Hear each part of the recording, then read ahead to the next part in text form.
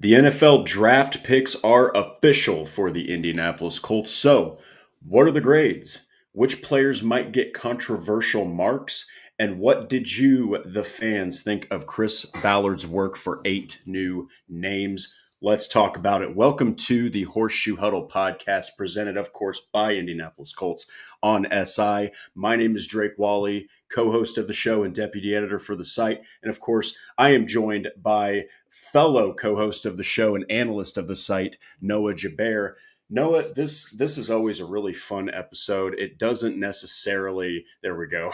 It doesn't necessarily matter, I guess, what these grades are, because you just don't know what's going to happen with some of these players. It's kind of like, there's a piece I'm going to be doing on a way too early stat line prediction for Tyler Warren. Who knows what'll happen, but good to see you, man. We had to change the show to Friday, but in some ways it's a little cooler because tomorrow's not Friday, tomorrow's Saturday, people. Yeah. But how you doing? What are your thoughts just, kind of on some of these grades? I know that, we might have, in fact, several of these we might not even agree on, which is just even better for the show. Yeah, I see sun's out, guns out over there in South Bend. It's getting a little bit cloudier here in Indy. Excited to throw. I think a lot of people hate on grades, but I think it's kind of a good exercise to go over it. Last episode, we just kind of gave our instant reactions to all these picks.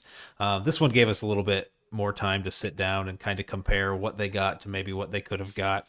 The needs that they needed to address, did they address them in the proper way? So we can kind of gauge based on that. So yeah, ultimately these letter grades mean nothing, but I think it's good to get a feel for it and maybe take a little bit more of a realist approach. And after all the shiny new toys have kind of lost their luster a little bit, and you can re-examine things a little bit and see kind of how they did compared to the rest of the leagues. I think we were so absorbed with the Colts going through draft weekend. We're doing that live stream. We're watching the draft, but we're pretty much talking about every pick's implications and what it could be for the Colts heading forward or moving forward in the draft. So yeah, I think this is going to be a good opportunity for us to sit down with these new draft picks and maybe not do all optimism and give some a little criticism to the picks and what they are too. Yeah, and kind of like we talked about on Monday, they did address pretty much every need. Now, there's a few where you might not have had the caliber, I guess, of where you might have wanted them to pick these guys. But hey, at the end of the day, they did address pretty much every need from top to bottom. I think that free agency, because it's still going on, they're going to probably sign at least a couple more guys to provide depth and competition. But yeah, Ricky Johnson, missed you guys last night. Yeah, we just had to adjust the schedule. Generally, whenever we have to do that, we let everybody know on X. But luckily, we didn't have to cancel or anything. So thank you so much for being patient, guys. Rich Wheeler, absolute legend. Evening, guys. Initial impressions are that I like what Ballard has given us with this 2025 class. I can see the projection vision for all these picks. That's very fair. I think every single one that happened, you're like, I can see why he picked there. Donald, what's up? It's good to see you. John Gilbert, Teresa. Again, just if everybody does want an update, we generally put it out on X. It's just so much easier that way. But we're just going to go ahead and jump right into it. So before we even get started here, we'll kind of hash again what we talked about on Monday a little bit. This entire draft class, and we'll provide a grade the way that each one of us feels, not only with the picks, but the overall draft class at the end of the show. But Noah, your thoughts on the draft class, just in short, because we kind of hashed it over on Monday, but what did you think of it? Did you like the direction? Do you think that Chris Ballard, at least performed pretty well? Because I think that he did draft a little bit like his ass was on fire, which is good. That's good. Yeah, I think the theme shifted a little bit this year and compared to years past, where he mainly focused on productive players in college who have a lot of college experience. And I don't necessarily think that's an indictment of any of the people that they've picked before, but I think when you're going into a year when you need results immediately, you want guys who have shown it on the field and shown it in spades before, right? Like you want that background of productivity, and you want that to be something that affects your team coming in day one. So I think, they really focused on that moving forward, which I think is a little bit further away from those developmental projects that they seemed like they were going after with the high athleticism. The relative athletic score, the overall score of this draft class, is a lot lower than it has been in years past with Chris Ballard. Still like up there. They're still paying attention to that number, but I think it was less of a disqualifier for guys this year.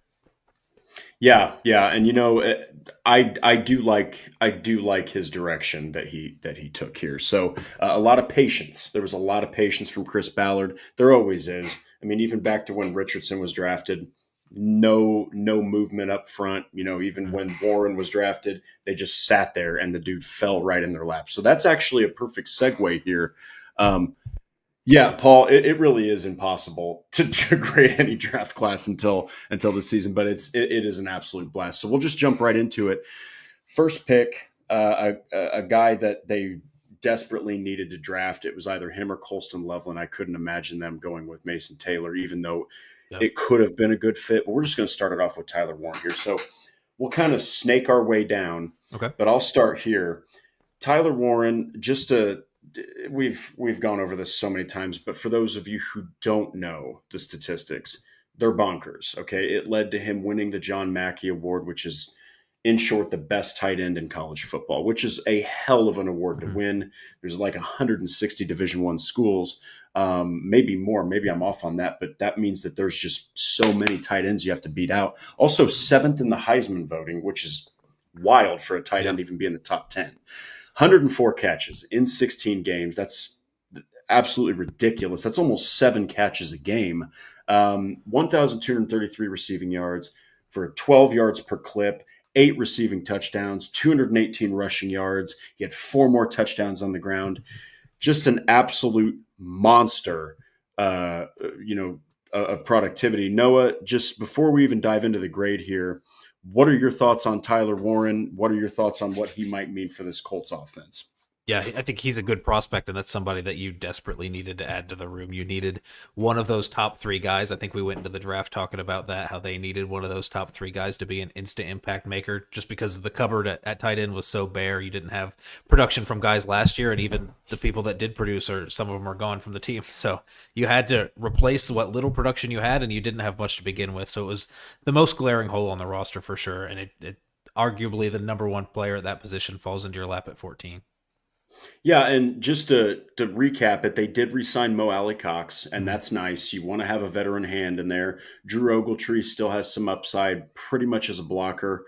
But Will Mallory's a question mark, and there's no Kylan Granson anymore. And Jelani Woods is a scratch until he does something. So I'm going to go ahead and I'll explain why I'm giving this an A+. The reason I'm throwing in a plus is because of kind of what Noah said, just how absolutely barren this team was in the tight end room. They did not help any quarterback really, especially Richardson. And it's a little sad because in Richardson's rookie year, you saw some of that rapport getting built with Kylan Granson, and then it just fell the hell off in 2024. So this gets an A+. It's going to drastically depend on whether it's Richardson or Jones. Can Jones not take a bunch of sacks? Can he, he's going to be a quick passer. He's going to be more accurate. So if Jones wins this competition, I think that you might see Tyler Warren he's going to be just fine. Now, with Richardson, it's more of a wild card because he's going to need to run the ball more. He's better at throwing the ball deep. If Richardson has shored up his short accuracy, Tyler Warren can have himself a hell of a season. Noah, I'm going to pass it on to you. What grade would you give Tyler Warren's drafting to the Colts, and explain why? Yeah, so I was trying to be critical of this one, but I think it's really hard to poke holes when it's kind of lined up, how it lined up for the Colts. I'm going to go ahead and I'm going to give this one an A-. And the only reason it's not just a flat A and I'm giving them that minus is because when you're drafting at 14, I think you want somebody who has maybe a little bit of a higher ceiling to push things and be kind of a transcendent player. And I don't necessarily think Tyler Warren is that. I think he has a high ceiling and I think he has a high floor, but I don't think he's ever going to be transformative of the offense the way that he was at Penn State. That offense was Tyler Warren at Penn State, and it's not going to be like that in the NFL. You're not going to see the volume that he was getting at Penn State. You're going to see him be used in some of those creative roles, but I don't think the whole entire offense is going to flow through him the way that it did there. And then just kind of the importance of the position at tight end. I think generally around the league, you can find starters who aren't taken in the first round, and you can find success there. And I think that the opportunity cost maybe have been a bit high, or you could have taken some of these other guys at the top of the first round. I a few names. Like, you could take one of the edge rushers. You could take Jahad Campbell. That could affect the defense. But ultimately, I kind of wanted to see the Colts go offense here. And that's what they did in aiding their quarterback here, and that was the most important thing. The number one player at that position. It's going to be hard for me to get into these grades and scout like how good I think they're going to be in the NFL. So I'm just going to base it off of what we know already. Is that he was a really highly rated prospect, and they picked him at 14, which was lower than his consensus ranking around the league, at least according to the media reports on big boards that were going around. So I think you get good value there. You address the biggest need. I just worry a little bit about what that high end upside might look like.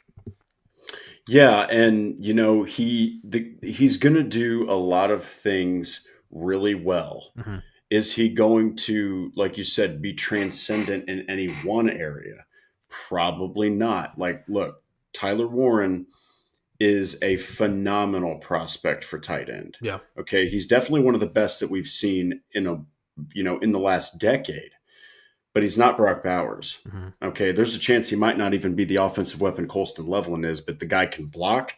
He can do different things in your offense. He can be used in line, slot, and on the outside. He's going to pose issues for a lot of defensive players. He's massive. He's got yards after the catch ability. And I can't emphasize this enough. He's a hell of a blocker, which is great because, then you can use him in line. You can still run the football. You're not worried about, taking snaps away from guys like Josh Downs. So which happened last year.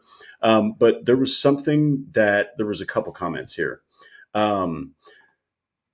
Darth, if Jelani Woods actually returns and if he actually does something, that is good for the Colts. I think that's good because then you're talking about a lot of different capabilities for the tight end room.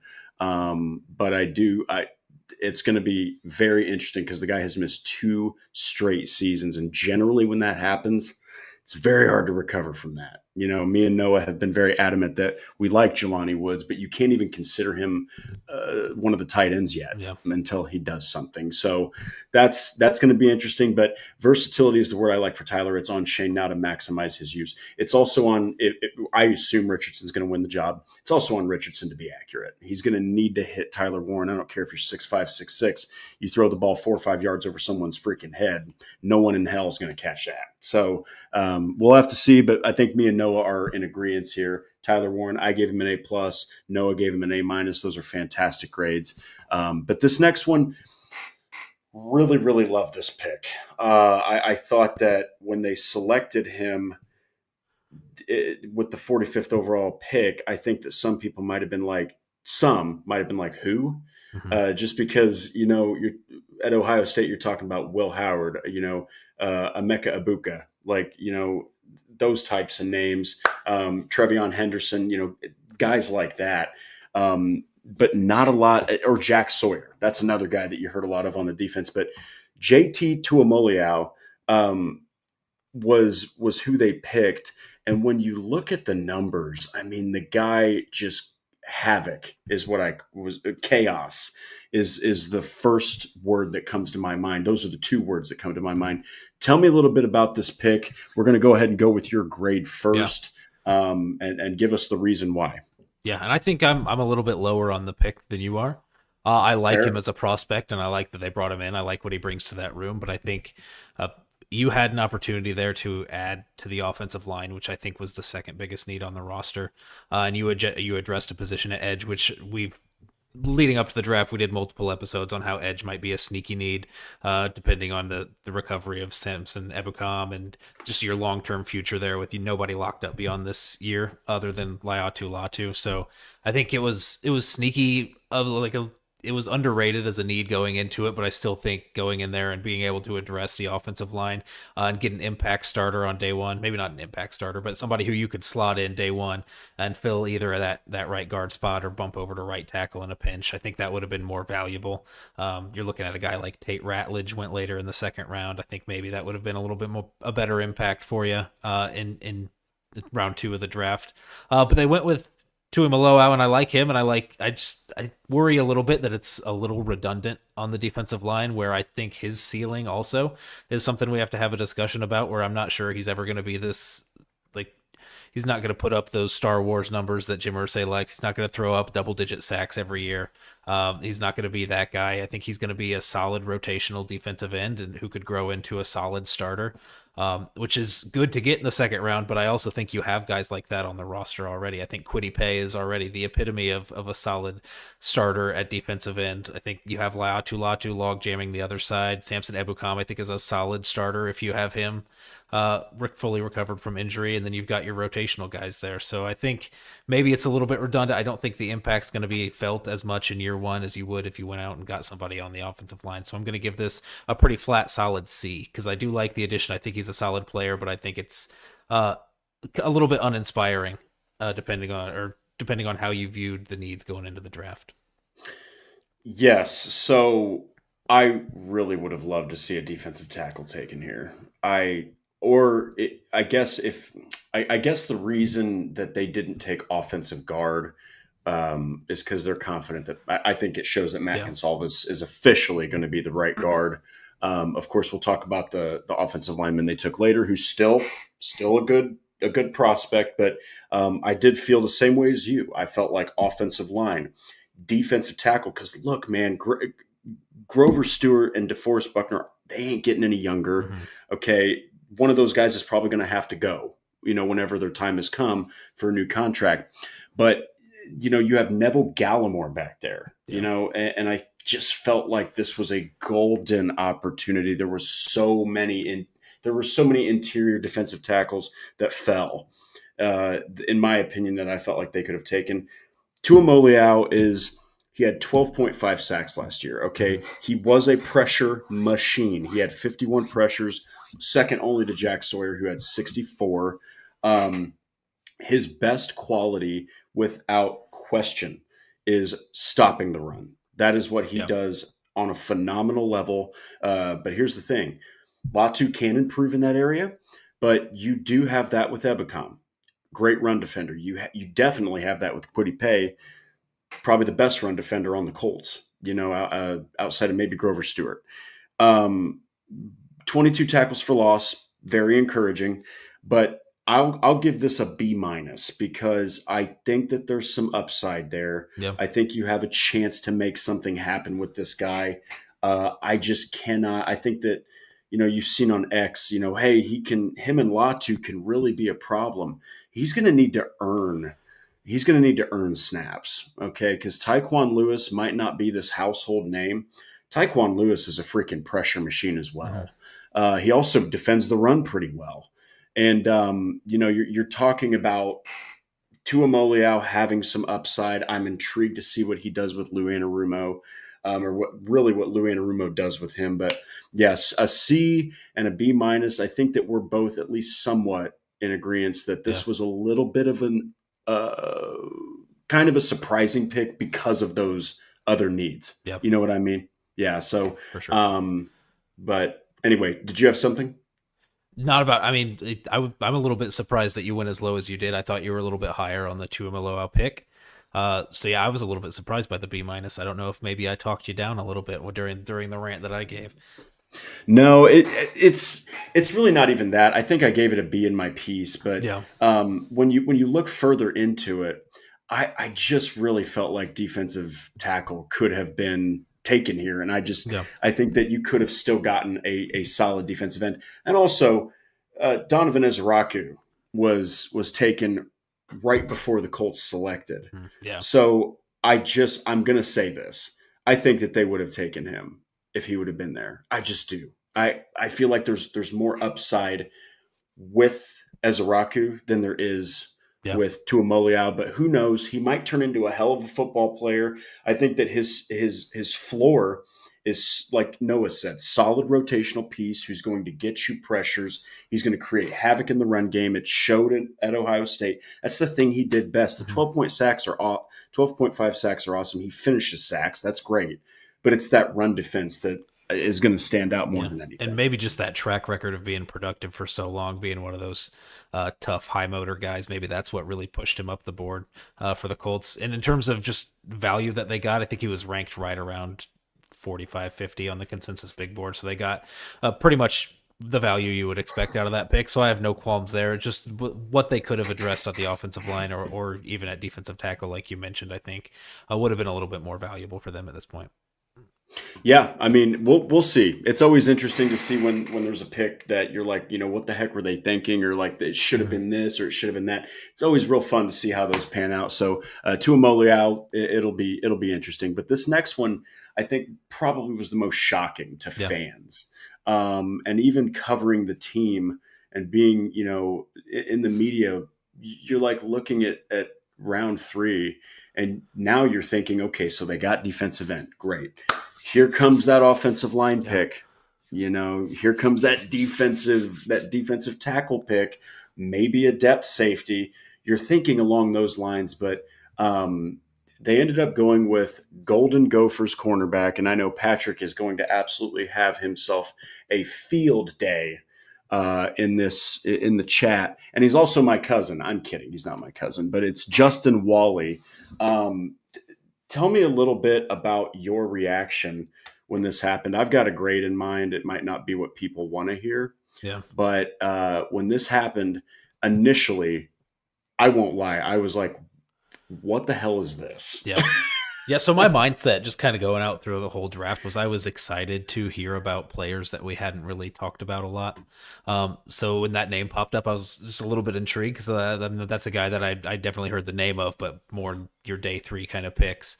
And that's kind of how on the consensus board he was viewed as one of those later round guys. So, I mean, I do like it when a scouting staff is so confident with a player that they'll take him above the range where most people rank him, and they're really betting on their guys like that. I enjoy that. I don't necessarily think that's the best process, and that might reflect in the grade that I give later. But I do applaud them for being bold in the choice and going after a guy they really wanted here.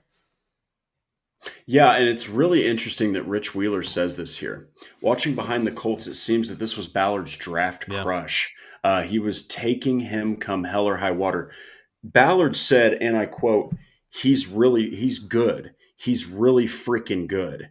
And you could tell that Ballard was convicted in this pick regardless. I mean, none of these GMs give a crap what the outside people think, okay? Like us analysts, us writers, media, they don't give a damn about what anyone's saying. And a lot of times what you hear from the outside and what's really happening in that war room or what will happen in that war room, complete opposites. Like, so I will say there's another comment here. Yes, I would have loved Ratledge.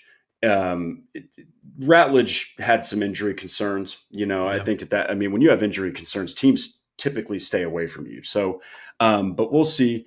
Patrick said that he was confused and he's trying to keep an open mind, but we'll have to see what happens with that right guard position.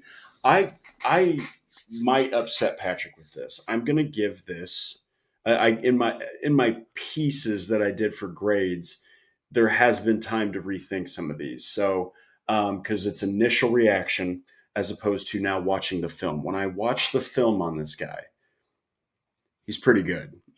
He's actually pretty good. He knocks passes away. He forces receivers into some pretty difficult situations. And yes, Patrick says he was convicted about Anthony Richardson as well. We'll still see.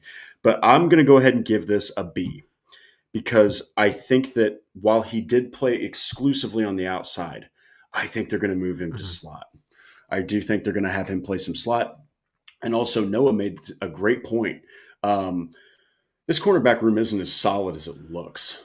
You do have your sure things in Charvarius Ward, Jalen Jones, and Kenny Moore. But who's to say Sam Womack is going to continue to be the steal he was last year? Juju Brents has played 11 games out of 34. If he can come back, great. But how long is he going to come back, and will he be a starting level player? And then you're looking pretty much after that at, I mean, it's a little bit of a crapshoot, So I think that you've got 5 guys that are at least going to help your defense. Mm-hmm. But there's nothing wrong with adding another slot guy, because outside of Kenny Moore, there's really nobody in the slot. I think that they're going to put him there. But Noah, what is your grade and what's your justification for the mark? Yeah, so I think this, honestly, we mentioned going inside at slot just because that spot behind Kenny Moore is completely empty if we don't go with Justin Wally there. But I do think he is going to be a guy who's going to compete on the outside as well, which makes it a little more difficult for guys like Juju Brents and Sam Womack to maybe end up making the team when it comes time for final cut downs. So I think he's somebody that might push Jalen Jones on the outside, or if you get a situation where Jalen Jones just isn't holding up in this new scheme, then you have another guy you can turn to on the outside. And you have that versatility to be in there and inside at slot as well. And I think Chris Ballard mentioned that in his press conference, that they see him as an inside and out kind of player. But that being said, I'm going to give a rough grade to this one. And I know I talked about this in last episode, how I thought that the position at corner was okay to address. I do think your cornerback 4, who might compete to be your cornerback 3, is it's okay to take that guy in the third round. But there were some players available. Dylan Fairchild is the Tate Ratledge's running mate there at Georgia on the interior. Jared Wilson as well in there at center on the interior. You had Charles Grant, the offensive tackle out of William and Mary, who might have been somebody who could have inside out and out versatility, or somebody that could let you kind of feel more secure about bumping Gonsalves inside if he was going to play tackle. They probably should have addressed the offensive line with this pick. And on top of that, they picked a guy who was consensus ranked 183 or thereabouts with a 90-something selection. So I'm giving this one a D+. And I know you said you watched the film, and I've been checking out the film too, but I'm never gonna. After the draft, just as a Colts fan, I'm going to be watching the players that the Colts drafted, looking for everything good that pops up on the screen. I'm going to be like, that's why they got him. That's why, and it fits perfect. I'm going to convince myself and sell myself on anybody. So I'm just going to stick really strictly to what I know about this selection and this player. Is they ignored some other glaring holes on the roster to take this player, and they drafted a guy way above his consensus ranking. And just based off of those factors, I'm going to give it that D+.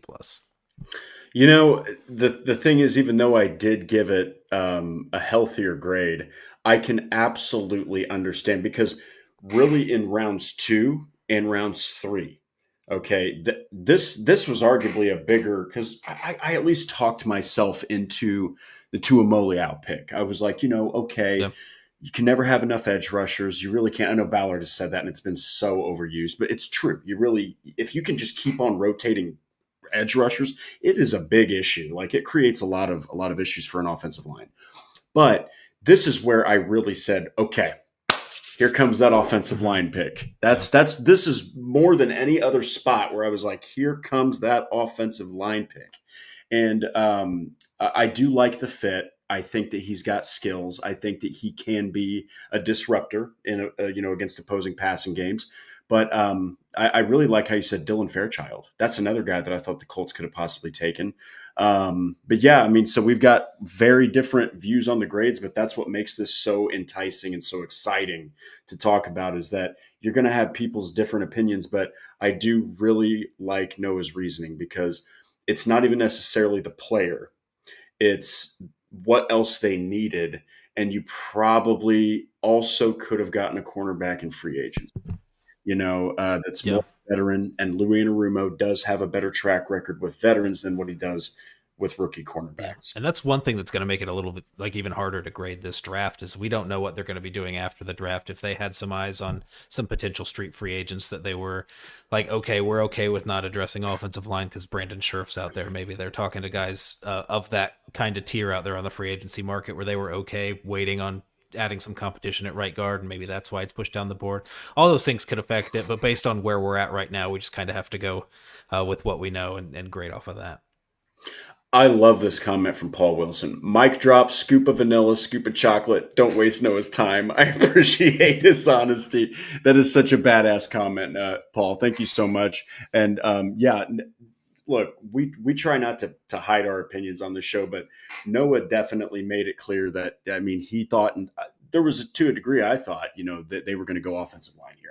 I just thought that it was needed, but hey, we're going to get to that, because this next one, Tony Sperano Jr., okay, was absolutely gushing about this guy in the war room. They have a clip where he's talking about how he's big, he's athletic, he's able to do a lot of really good things off the edge on the offensive line, and that is Iowa State's tackle, Jalen Travis. So I can't even remember. So I did the grade on 1, you did the grade on 2. I did the grade on 3. Okay, so I'll pass this one on to you. But this is a guy who has a lot of capabilities. He's absolutely massive, which sometimes when you are this big as an offensive lineman, you can struggle with smaller pass rushers. But tell me about what you thought about this pick. I actually had him going a little later in my Yep. mock draft, but I did have him going. I also had Justin Wally getting selected, but also later in the draft. So, what are your thoughts on this one? I think that there's some upside here for sure.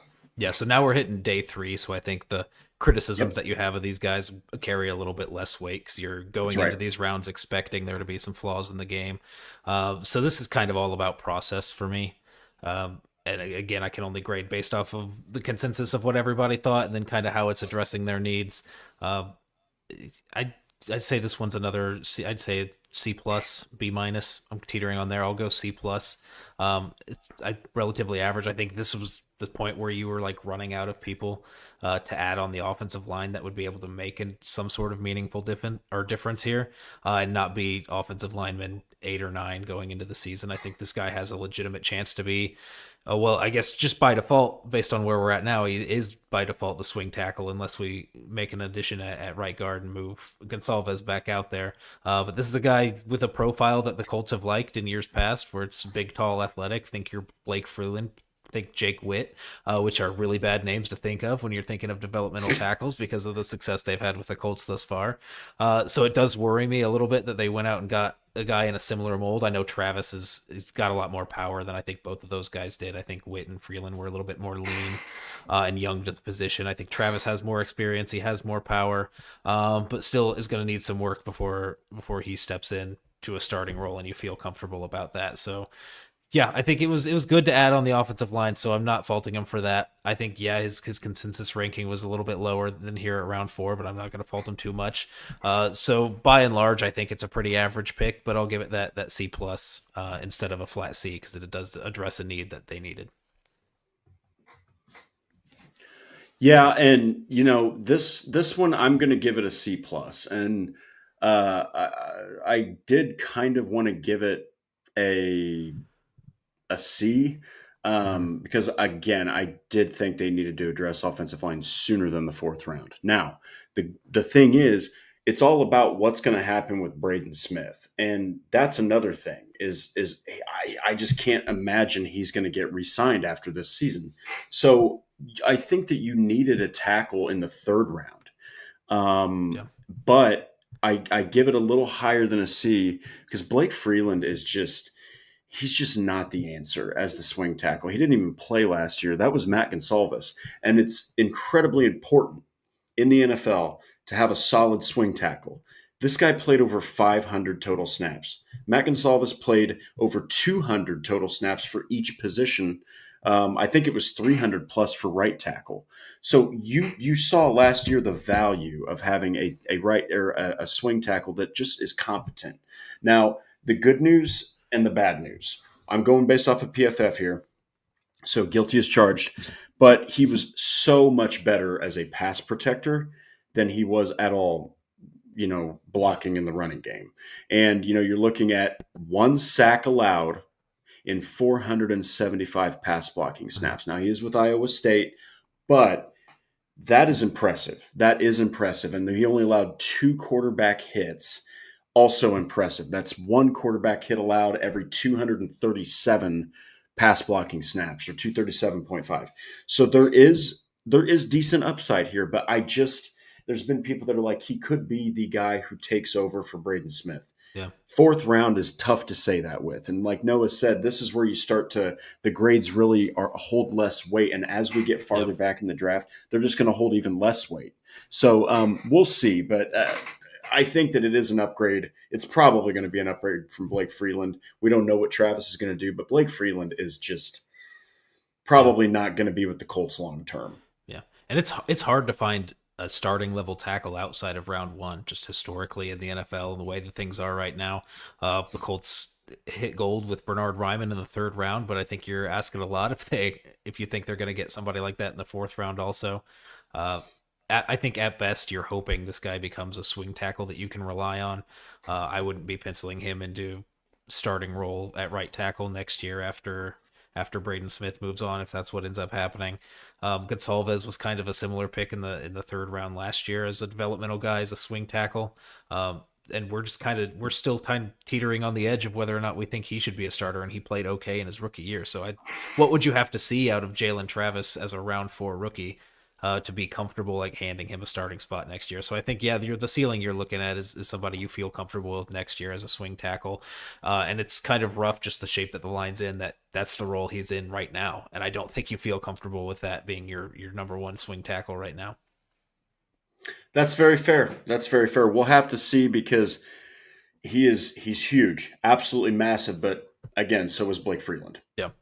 Blake Freeland is like 6'8" or something like that. So this next one, huge fan of this pick. I feel like this guy fell like 2 rounds back when he should have been taken, but it just shows the depth of the position, how much talent there was in the draft class. And this is Kansas State's DJ Giddens. Fun fact, DJ Giddens is an absolute monster of a running back. I mean, the guy has home run capability. Anytime he touches the football, he can catch the ball. There's a lot to like here. Noah, what are your brief thoughts on DJ Giddens? Basically has the talent to just supplant Khalil Herbert as the RB2. Yeah, I think we were just talking about in round 4 how you're not comfortable having somebody be the primary backup at tackle in Jalen Travis. I think we'd feel comfortable if DJ Giddens was the primary backup at running back in round 5, and I think that's a testament. I guess just kind of how the running back position is, but also just how deep this class was at running back, where you're waiting until round 5. That's where I was a little bit nervous here in round 5, because we knew that running back was a position that needed to be addressed, just with Khalil Herbert being RB2 and then Tyler Goodson at running back 3. It wasn't like behind Jonathan Taylor. It was just kind of an ugly room, and it was really shallow. So you just needed to make an addition just for numbers instead, just to get the talent level up. So it's waiting until round 5. You're seeing a lot of good running backs go off the board before the Colts, so it was a little bit worrisome, thinking maybe they waited too long to get one of these guys, and then DJ Giddens falls to them in round 5, who I think is one of those guys that can come in and be a contributor in year 1, and then have some growth to move on in the position going forward. Yeah, and the good news is he's a 3-down back. Yeah, he's not going to be a guy you just use in passing situations. I think that you might. There might be some concerns with his pass blocking, but I think that he's going to be good enough, because look, let's face it, I'm not really sure about Khalil Herbert, very small running back, but Jonathan Taylor can't pass block to save his life, and so I think that DJ Giddens might right out of the gate be the best pass blocker in the running back room. But the thing that really stands out about him, 518 rushing yards, then 1,226 rushing yards, then 1,343 rushing yards. He just continued to get better, averaged every season 10 yards or more per catch, which that's fantastic, because a lot of times running backs aren't averaging, over 10 yards per reception. He had 50 catches in his last 2 seasons. But what stands out the most is his ridiculous his average per carry in 2024, 6.6 yards per carry. That's ridiculous. He had 205 attempts. I mean, that's not just 1 or 2 or 3 home run hits. This dude was getting chunk yardage every like 3 or 4 carries. He's making plays. And I think that that's something that is going to give defenses something else to worry about. It's going to help Anthony Richardson if he does get the start. I'm giving this one an A-. I'm giving this one an A- because I think that there is a lot of upside here. He is kind of similar to Jonathan Taylor in ways that he can take that thing to the house. Okay, like once he gets going, and once he's got enough power to break through a tackle, and he's got the one-cut speed to make you pay if you miss a tackle on him, he could take it to the house. What are your thoughts? Yeah, I agree with that. I think A-. I might drop it down to a B+. It's still good. I am a little bit worried about that. What that hole leaves on the roster. I see Patrick mentioning in the chat, if he's the best pass blocker in the room, that's bad, right? And I think he might be. he might be. Jonathan Taylor's probably number 3, 3 or 4 if you're including Tyler Goodson in there. And then you've got Khalil Herbert, who just historically has been not a liability at pass blocking, but not somebody you sub in to do the job, but maybe just by virtue of how the Colts roster is right now, maybe that he ends up being that guy. I think Giddens maybe could grow into that role a little bit. He was playing with that the wrist injury there late at the end of the year, so maybe that affected some of his pass blocking, his ability to extend and engage with defenders. I think it affected his ability in the passing game too, being able to bring in some balls maybe he wasn't targeted as much as maybe he could have been had he been fully healthy. So I think he has room to grow into the roles that he seemed like he was lacking in his last season there at Kansas State. So I think I like the upside there. Giving that a B plus, because anytime you get somebody in round 5 who's going to have the impact that I project, and I think you project also that he's going to have in year 1 in the offense, I think that's, you can't grade that poorly. Even though there were some other, we mentioned how deep the running back class was, and everybody had picked their favorites. Damian Martinez still there, Devin Neal still there. I think Patrick mentioned, Brashard Smith is a guy that he really liked. All those guys back on the board. So it was kind of pick your flavor with a lot of those guys and kind of choose which horse you're riding out. And they went with DJ Giddens, and I think the style surprised me a little bit that's the guy that they went with, because I think it's a little bit similar to what they have. I think Khalil Herbert even mirrors a little bit of what DJ Giddens does best, being that one cut kind of guy. So it is a room of pretty similar running backs at this point, but they needed to add to the room, and they added some talent, and I'm happy with that. Yeah, and it's something to watch to see how he does against Khalil Herbert. Because look, man, Khalil Herbert also has one cut ability, like you said. I mean, they're all going to provide something different. But the thing is, he's already a better receiving back than Khalil Herbert. And honestly, Tyler Goodson is, who knows what he's even going to be in this Colts offense, as currently, without question, I think he's the RB4. This next one, hometown boy, maybe not hometown because he's not from Indiana, but he took Notre Dame to the national championship game. He was ran into the ground in that game, but a heck of an athlete, a heck of a personality. He's going to be good for the locker room. That's quarterback Riley Leonard. So Sam Ehlinger replacement. It adds just even more competition. Of course, if you're Daniel Jones and you're Anthony Richardson, this is a guy you're not worried about. But you needed the depth. You needed a third quarterback. God forbid something happens to one of those first two guys, whoever gets the start, then you're just stuck with one quarterback. So you can't pass up a third guy.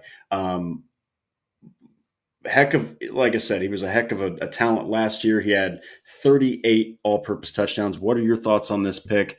I'll just say this: when we were covering and when we were at the Notre Dame Pro Day, Shane Steichen personally pulled Riley Leonard aside and talked to him, which generally is a pretty big indication that there's some interest there. Yeah, I went back and forth on this one. I think this could be good. This could be bad. Ultimately, the way that I landed on it is this is a round 6 pick. It can't be bad. Worst case scenario is he doesn't make the team, and I think that's a pretty average 6th round pick, to be honest. So I think I'll give this one a B. I think he fits the room well. He fits the role well. Sam Ehlinger, like you mentioned, did depart this offseason for Denver. So he's going to fill in that role. And when you're not set at quarterback in the long term, like the Colts aren't, Daniel Jones and Anthony Richardson, both of them up in the air, depending on what happens this year. I think you need to take a shot. And I was worried that this was going to come like in the form of Quinn Ewers in the 3rd round, Will Howard in the 4th round, one of these types of picks. So I'm happy that it ended up being a guy like Riley Leonard. Wait until the 6th round, so you're not using some of that draft capital to take a developmental quarterback instead of somebody that might be able to impact you a little bit more in year 1. So yeah, I'm happy with the pick. I'm okay with the pick. I personally probably wouldn't have done it. I think also another good thing about Riley Leonard is that if he becomes your backup for the next 2 years, you give him 2 years to develop, and then you feel comfortable with him being year 2 or in year 3 being your quarterback too, then he's going to be on a really cheap deal, and that kind of saves you some space moving forward and lets you allocate some more resources into different parts of the roster. So I think it's mostly pros and not a lot of cons here with the Riley Leonard pick. Yeah, and the thing is about Leonard, and you saw this at his pro day, he's a hell of an athlete, okay? The short and intermediate game, he's able to make some sidearm throws. He's able to do some really cool things with the football, but this guy is not the best deep ball passer. He's actually not even really the best pure passer. He struggles with some of those passes. So I'll give this a B minus. I figured they would use one of the last 2 rounds to pick a quarterback. Yeah. It makes perfect sense. Especially given Richardson's injury history. He goes down, you have Daniel Jones, and that's it. And then you got your punter, as the emergency QB. So this makes sense. But like Noah said, this is at most a backup quarterback. Now, who knows? Maybe he'll turn into a starter. I don't think that's going to happen. But I will say that you take a swing on a guy like this, you take a swing on a guy who played in Indiana, it makes sense. And, there were other quarterbacks they could have taken. But, hey, I think a lot of us figured they're going to take Riley Leonard. He was also decked out in Colts gear when he did one of the interviews. So I think that he was pretty much ready to be drafted by Indianapolis. And so this next one, you do finally address the trenches. Okay, you finally get the guy. I think this was way too late to pick this guy in this position, but we're going to go ahead and get to it. So Alabama's Tim Smith. Now, this one, I just really would have liked to see the Colts address this in round 2 or 3. You are getting a good run defender. I don't know about great, but you're getting a good run defender to pair with Neville Gallimore. It's not, hopefully they use him correctly, because they just didn't do it with Taven Bryan, and you had even less effectiveness with him. And Raekwon Davis fell off an entire cliff on a 2-year, $14 million contract. Gets cut. So you Adetomo Adebawore, not panning out. He's very fast, but he's just not very good is the problem. So this was a much-needed pick. What was your reaction? What are your thoughts on Tim Smith? Ladies and gentlemen, this is a pure run defender. Don't expect this guy to sack the quarterback a lot. Yeah, I actually really liked this pick. I'm not going to dock them here for not taking defensive line earlier, because I already docked them for that in rounds 2 and 3, so I'm not going to double count it. And that kind of reflected in the grades of Tuimoloau and Wally. You get here. I'm going to give this a B for Tim Smith, because I think this is a guy who, just because of how the position is, and I think this is a theme of what I've been saying with the Colts, just based on the position that they put themselves in going into the draft with this kind of depth chart. The guy that you're taking here in round 6 is probably going to have to be a contributor, and if you get somebody who can come in and contribute in a meaningful way in year 1 in round 6, then I have to give that a good grade. So I'm going to get the plus. Not to mention, this was the free pick from trading down and selecting Jalen Travis. So the Colts traded down, I forget how many spots, with the Dolphins there in round 4, and end up picking up this 190th selection and using it on Tim Smith. So if you're getting free money and you get somebody who can contribute for you in year 1, then I feel good about that. Yeah, so I'll go ahead and give this one a C plus. I'm not mad about it. I really do think they could have addressed this earlier. You could have gotten a higher caliber defensive tackle. I think that when you do provide pressure and chaos in the interior, it is so much more difficult for an offense to operate. But the good news is he is going to be a gap plugger. He is going to command double teams. He's going to be a guy that is not going to be a guy that's going to blow up the stat sheet. Okay. He's going to be one of those guys that's probably going to be more, it's kind of like in basketball. He's the guy that, does the dirty work. He's setting the picks. He's grabbing boards. He's playing very suffocating defense, but it's not exactly translating to statistics. So, he had, let's see here. He had a really solid. He had the second best run defense grade. He had. He actually didn't have too bad of an amount of pressures. He had 11 pressures on a total of 216 pass rushing snaps. And then, of course, during his career, his 5 years, at Alabama, he was a national champion in 2020. He had 124 total tackles, 15 tackles for loss. That's encouraging. 49 were solo, 75 were assisted. Nothing really shocking there. And he only had 6.5 sacks. But again, his game is definitely stopping the run. This is something the Colts struggled mightily with last year. So if you can get something out of the 6th round pick, he turns into a guy who can actually be serviceable. That's pretty awesome, and that's really good that you were able to trade back, recoup another pick, get a seventh out of eighth pick, and you hit a home run, because a home run in this case wouldn't be a starting defensive tackle. Yeah. It would be a guy that you can just rotate in and not have to freaking worry about the A gap run and the B gap run hitting you in the face. Yeah, he's a really one-dimensional player, but outside Yes. of Grover Stewart, it's a dimension that you don't have on the roster currently. So I think it was needed. It fills a need just in terms of the bodies that you're going to need in the interior of the defensive line, but I think it also fills the need in terms of you didn't have anybody that you felt good about stopping the run. And maybe just he lasted until pick 190, right? So he's not going to be somebody that you're throwing out there to get starting snaps to be a run stopper, but in rotation, I think he can be a valuable piece.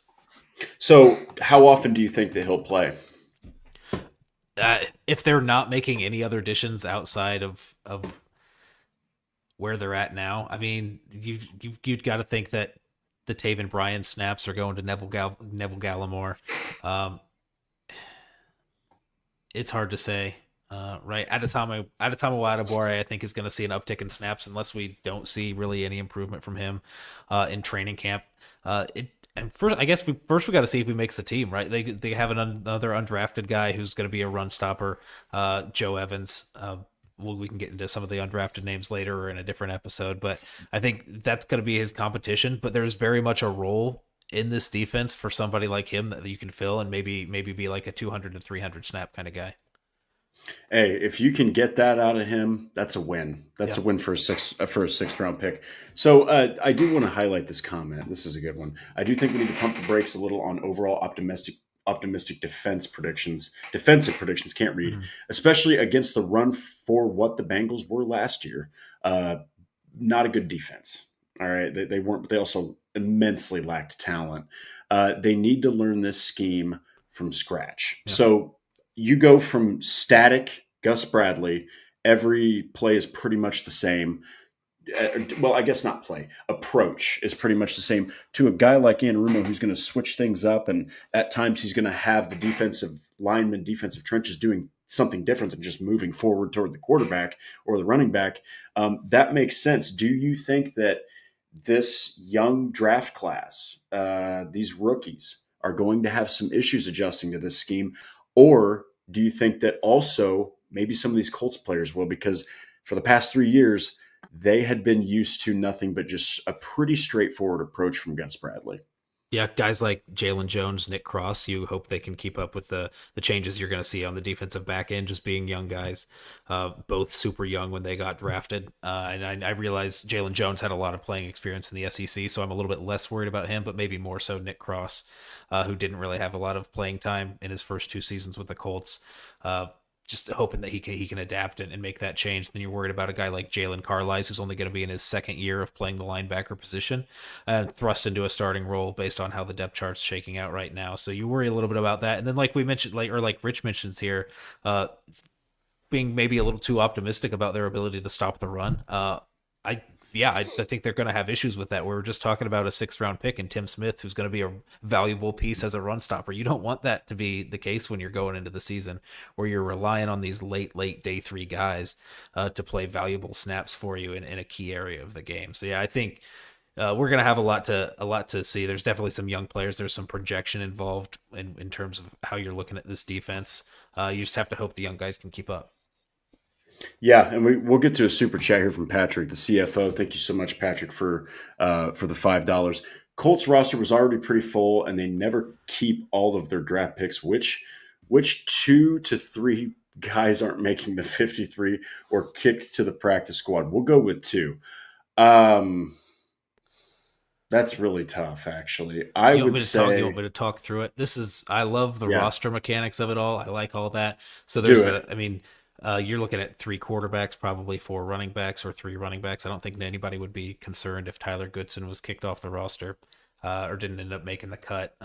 6 or 5 wide receivers. Anthony Gould would be your odd man out there, I think, based on how you're looking at it. And then tight end, I think Jelani Woods is a name to watch there.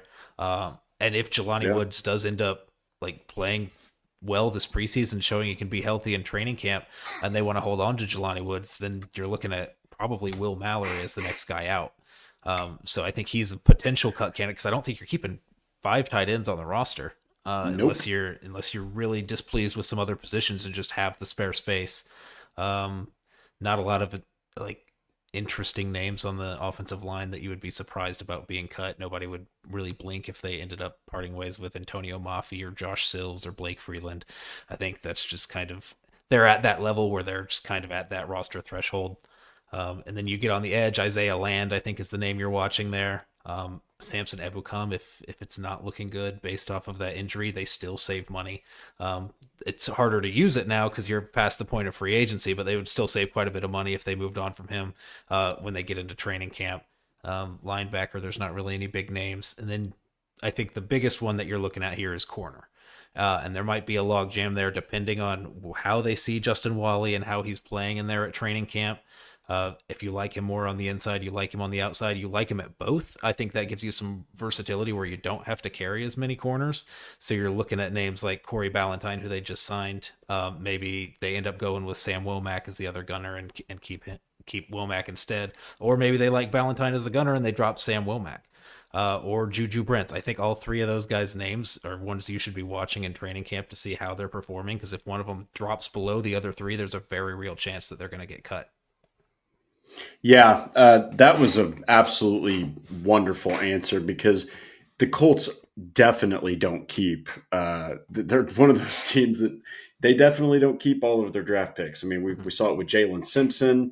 You know, we've seen it with a couple of different players. So, but yeah, we'll have to see. That's a great question, Patrick, and thank you so much for the donation here.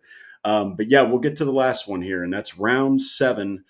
200, I think it was 232nd overall, and that is linebacker slash safety, Wisconsin's Hunter Wohler. No surprise with a Wisconsin pick here. Ballard went to Wisconsin, loves Wisconsin. So they also got Tanner Bortolini and Jonathan Taylor.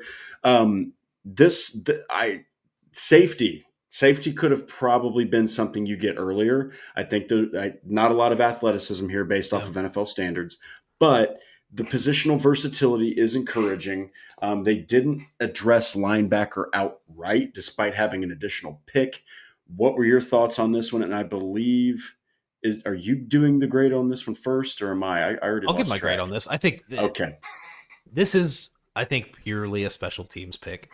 And I know there's a need for depth at linebacker. There's a need for depth at safety. I don't necessarily think this is the guy that you want to be that guy, and I think you should still add at both of those positions. So I'm kind of grading this just based off of he's probably going to come in and be a core 4 special teamer and fill in that role that Trevor Denbo played, a little bit of what Grant Stewart did, being that interior protector on punt and on your kickoff return, all those things.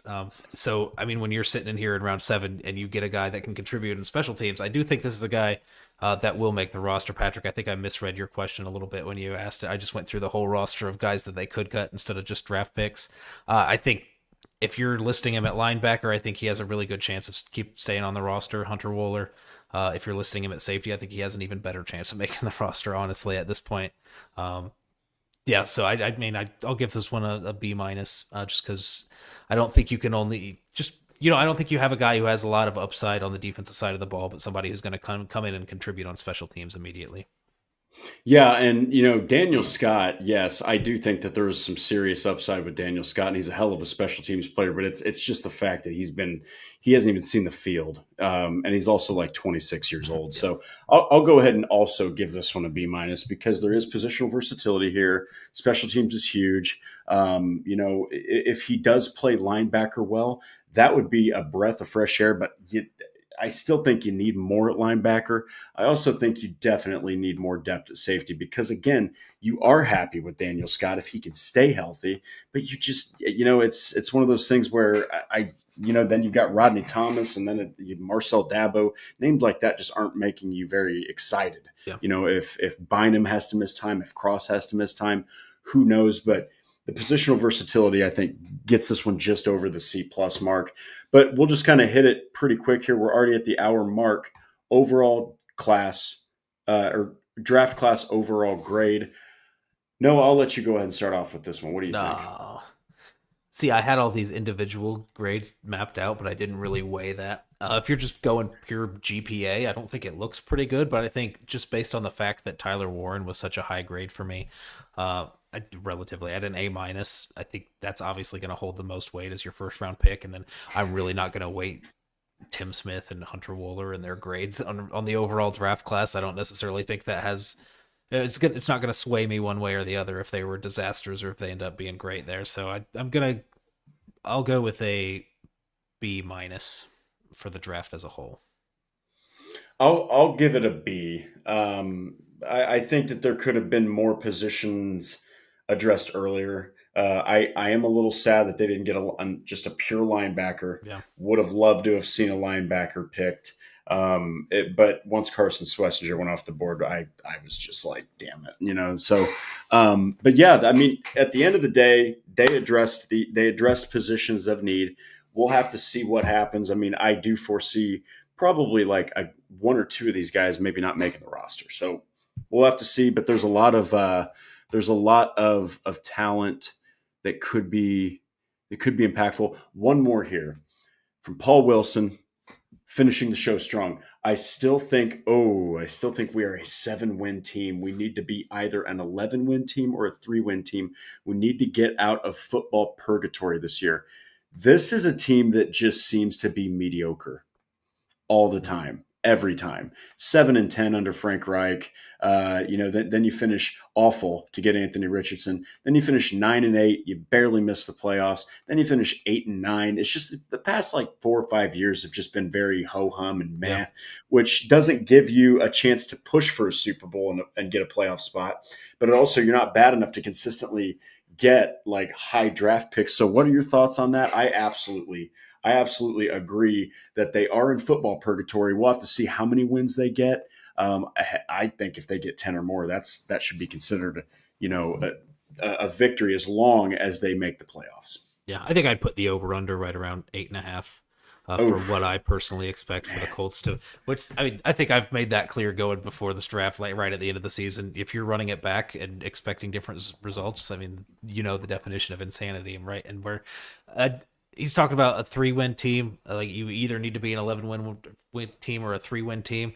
I think yes, as fans, ideally, I believe we'd suffer through that 3 and whatever season to turn things around and get the changes necessary. The people in charge are not going to let this be a 3-win team. I think the talent's well above what a normal 3-win team would look like, and plus you have options to turn to at quarterback. If you're spiraling one way, you can make the switch.